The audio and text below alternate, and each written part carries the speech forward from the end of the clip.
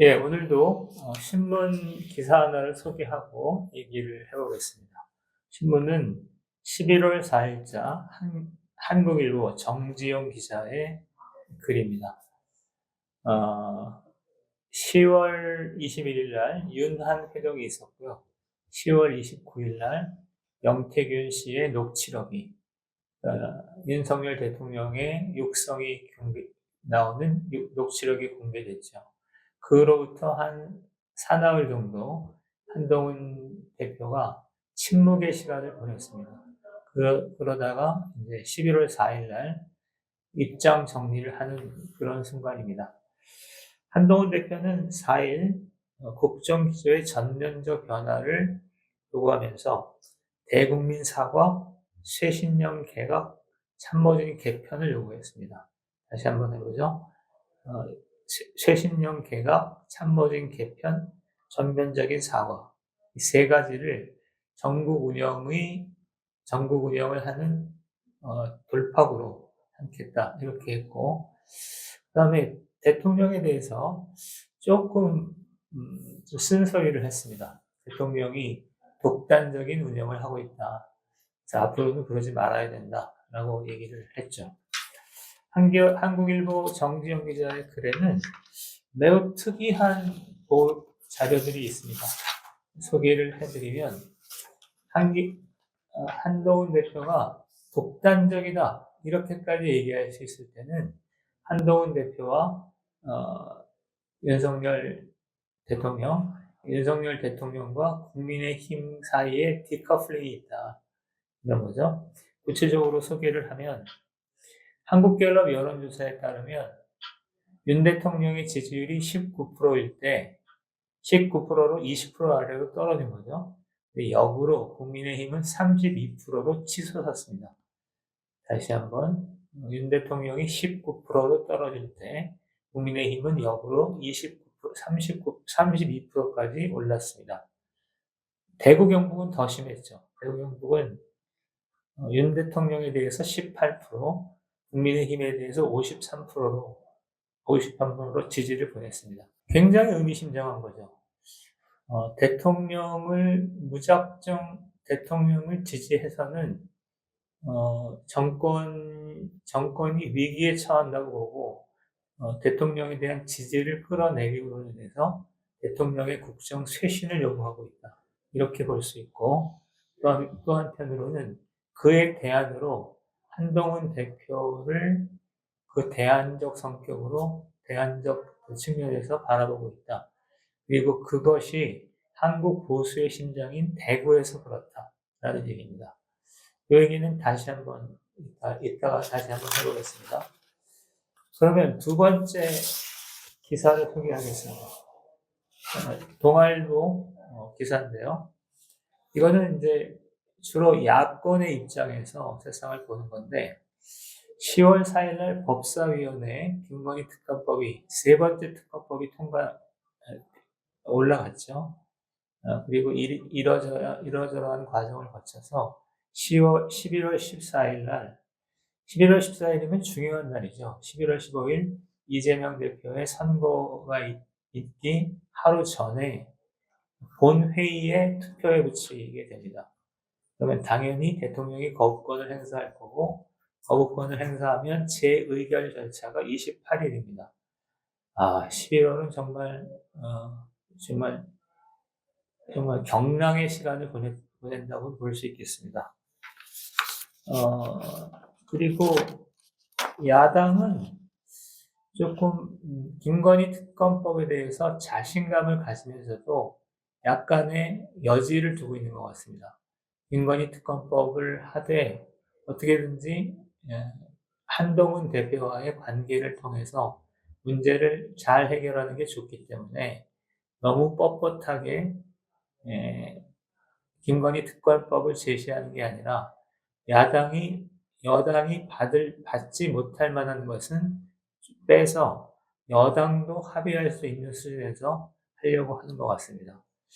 이게 야당의 입장이고요. 자, 그러면 두 가지를 한번 해보겠습니다. 두 개의 기사를 보고 두 개의 화두를 꺼내볼까 합니다. 하나는 지지 기반의 문제고요. 하나는 정치 과정의 문제입니다. 지지 기반의 문제는 윤석열 대통령과 한동훈 대표의 지지 기반이 일정하게 차이가 있는 것 같습니다. 한동훈 대표, 윤석열 대통령의 경우 전통 보수 강경파들이 윤석열 대통령을 지지하는 것 같고요. 근데 이 사람들이 시간이 흐르면서 점점 여론의 영향을 받아서 조금씩 하향하고 있죠. 생각보다 굉장히 강인하게 뭉쳐 있었습니다. 약 15%에서 20% 정도가 윤석열 대통령의 보수 강경 지지세였는데 이 세력들이 여론의 영향을 받아서 점진적으로 1%, 1% 이렇게 경향적으로 지지율이 낮아지면서 전국의 주도권을 서서히 뺏겨가는 과정입니다. 반면에 한동훈 대표는 대통령의 지지율이 떨어지는 거에 반비례해서 한동훈 대표의 역할론, 한동훈 대표가 무언가를 해주기를 바라는 여론을 받들어서 여론에 따라서 조금씩 지지율이 높아지는 형국입니다. 그게 아까 얘기했던 보수의 심장 대구에서 윤석열 대통령보다 한동훈 대표가, 그다음에 윤석열 대통령보다 국민의힘이 지지를 더 얻었던 배경입니다. 두 번째는 탄핵과 특검법에 대해서 얘기를 하죠.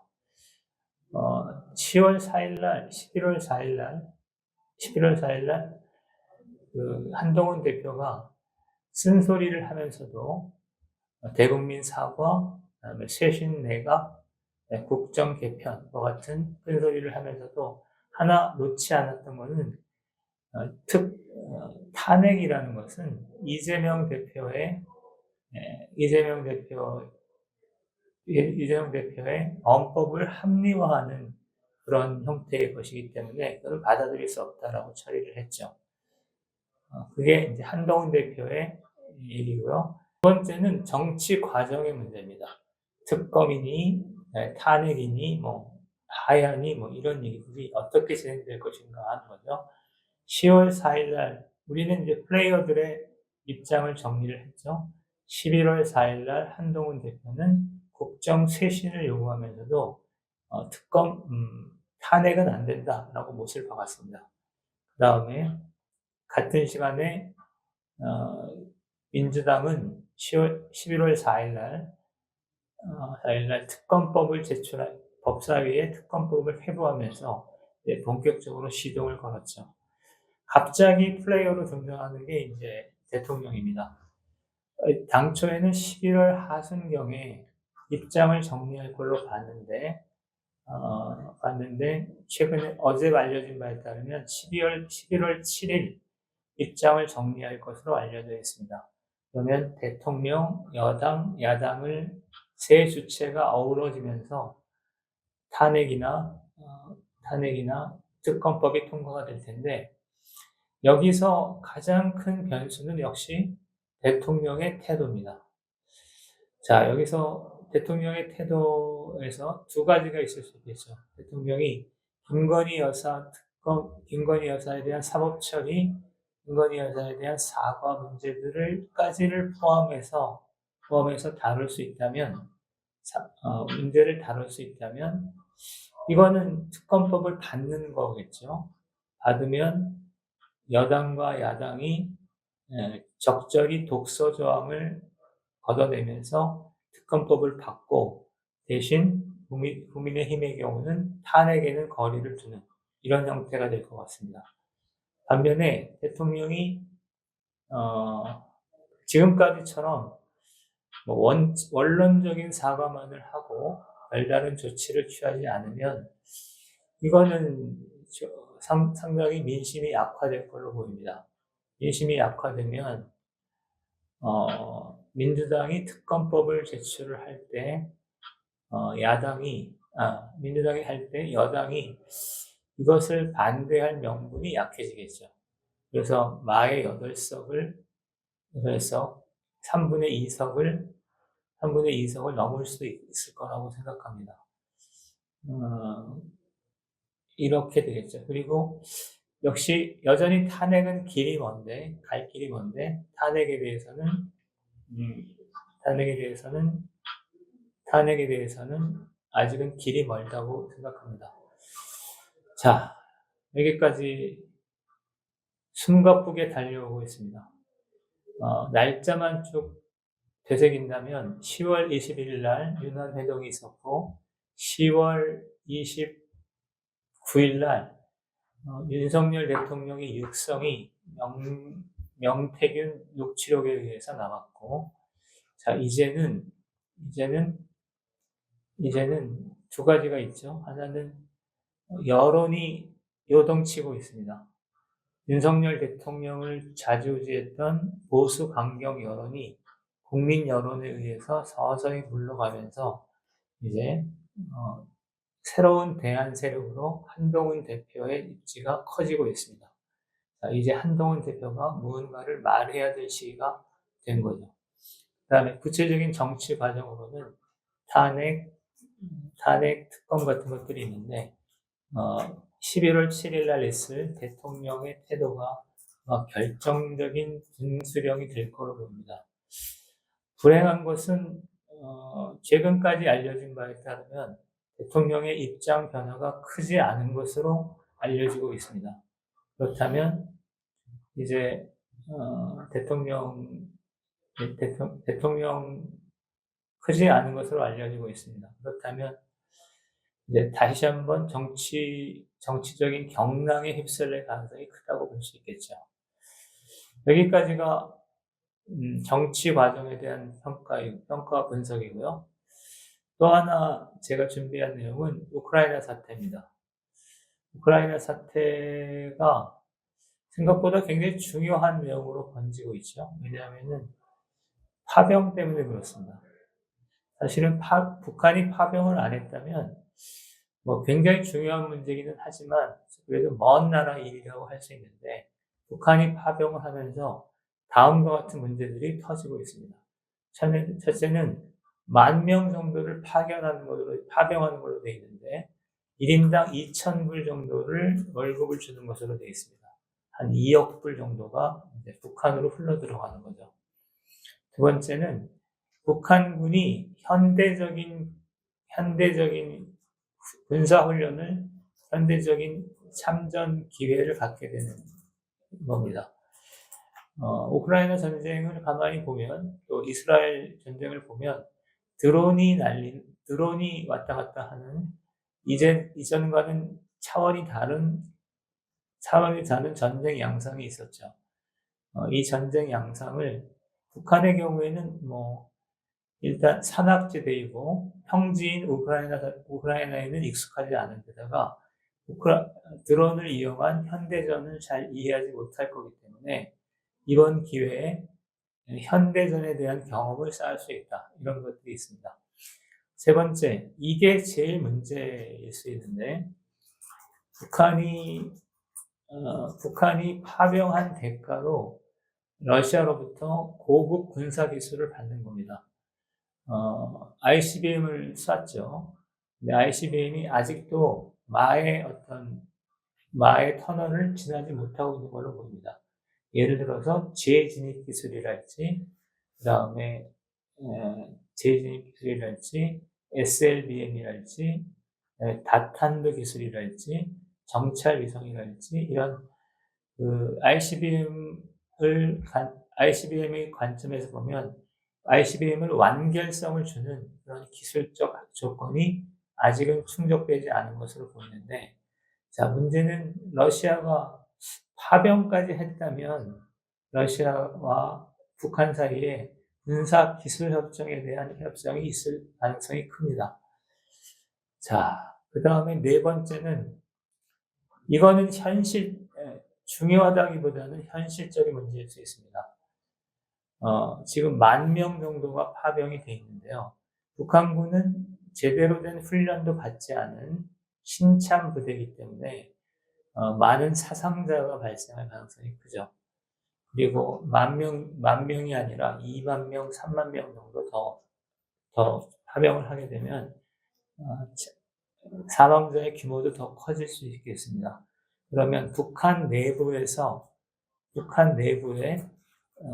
그런 북한군의 실상이 알려지면서 북한 내부의 여가 흔들리는 그런 양상이 있을 수 있겠습니다. 몇 가지가 우크라이나 파병에 따른 우크라이나 전쟁의 어떤 영향인데요. 한 가지만 더 지적한다면 민주당의 동향입니다. 민주당이 사실은 그 파병 얘기가 도니까 파병 참관단 이를테면 군대가 들어왔으면 참관단을 보낼 수 있잖아요. 그 다음에 만약에 북한군 포로가 잡혔을 때 신문하는 어떤 기술, 신문하는 요원으로 국정원에서 파견할 수도 있겠죠. 물론 좀 복잡한 문제가 있을 수도 있지만 그거는 당연한 조치입니다. 이거에 대해서 이재명 대표가 뭐하러 남의 나라의 전쟁에 개입하느냐, 또는 국정원이 가서 고문 기술을 전수하려고 하느냐, 같은 좀 믿기 어려운 주장들을 했습니다. 이거는 이제 이재명 대표와 민주당이 최근에 덮어놓고 또 뭐와도 연동이 되어 있냐면 계엄설, 그 다음에 두 번째는 파병. 처음에는 이제 한국군 파병은 한참 먼 얘기거든요. 한국군의 살상 무기 지원도 제가 볼 땐 어떨지 모르고, 파병은 거의 실현되지 않을 건데도 불구하고 파병 얘기를 하면서 어떻게든 국내 정치 문제를 전쟁 문제로 비화시키려고 하는 그런 얄팍한 의도를 드러내고 있습니다. 우크라이나 전쟁은 이제 점입 가경입니다. 북한군이 10,000명이나 파병된 이상 이것은 저 유라시아 대륙 서쪽에서 있었던 일이 아니라 바로 우리 자신의 문제라고 할 수 있겠습니다. 이제부터는 우크라이나 전쟁에 관심을 가지고 똑바로 지켜보시기를 바라겠습니다. 자, 지금까지 오늘은 국내 정치 문제하고 우크라이나 전쟁에 대해서 얘기를 해봤습니다. 이상 마치겠습니다.